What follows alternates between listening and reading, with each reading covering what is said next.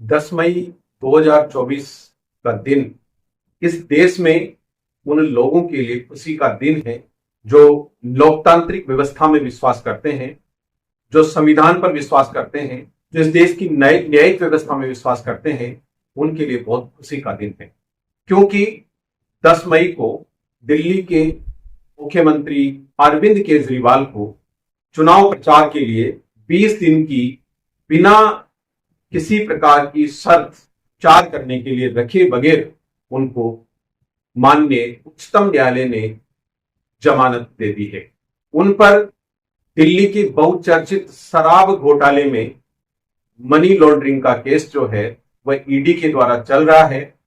ED अभी तक उनके इस केस में मनी ट्रेल से संबंधित कोई पुख्ता सबूत अभी तक पेश नहीं कर पाई है। फिर भी एक मुख्यमंत्री को किसी के कहने मात्र से पकड़कर जेल में ठूंस दिया गया, लेकिन माननीय उच्चतम न्यायालय ने उन्हें संविधान की ताकत, लोकतंत्र की ताकत के आधार पर जमानत पर रिहा कर दिया, ताकि वह अपने जनाधार वाले एरिया, अपनी पार्टी के जनाधार वाले एरिया, जहां पर दिल्ली और पंजाब में अगले चरणों में चुनाव होने वाले हैं, वहां पर वह निर्बाध रूप से चुनाव प्रचार कर सके।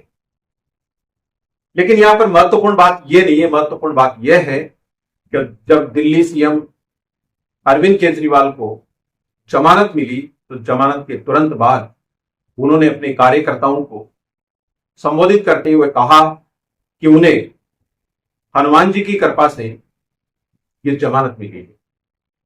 वो यहीं तक नहीं रुके, बल्कि उन्होंने यह भी कहा कि कल 11 बजे कनॉट प्लेस के हनुमान मंदिर पर सबको इकट्ठा होना है, वहां पर हम पूजा पाठ करेंगे और उसके बाद आगे की लड़ाई जो है वो शुरू हो। एक और सीएम जो अपूर्व सीएम है, झारखंड के पूर्व मुख्यमंत्री हेमंत सोरेन, उनको 31 जनवरी 2024 को एक लैंड स्कैम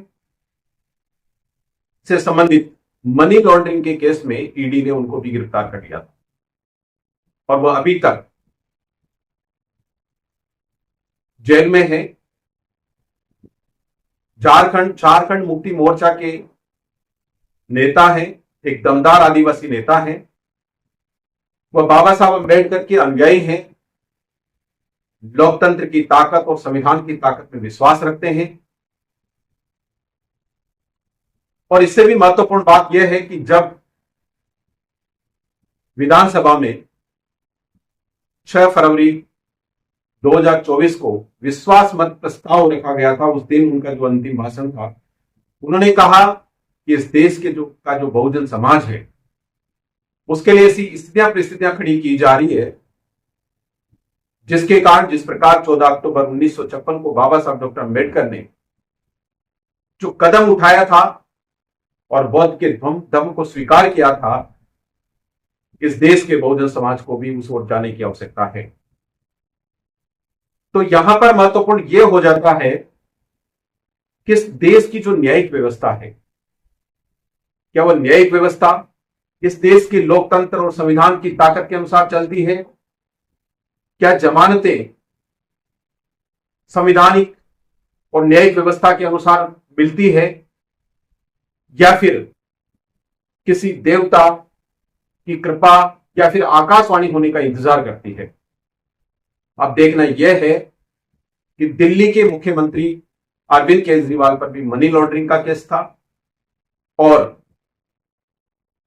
झारखंड के पूर्व मुख्यमंत्री हेमंत सोरेन पर भी मनी लॉन्ड्रिंग का केस था।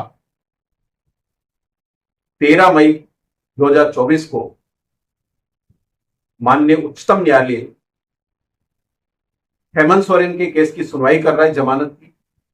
अब देखना यह है कि वहां पर लोकतंत्र और संविधान की ताकतों की वजह से जमानत मिलती है या फिर किसी देवता या फिर आकाशवाणी के इंतजार खत्म होने की वजह से जमानत मिलती है या जमानत नहीं मिलती।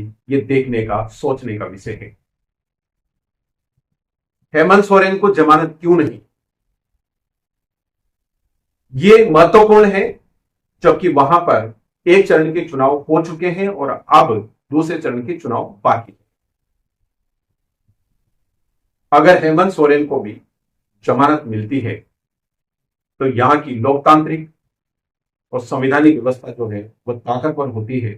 अन्यथा जो इस देश की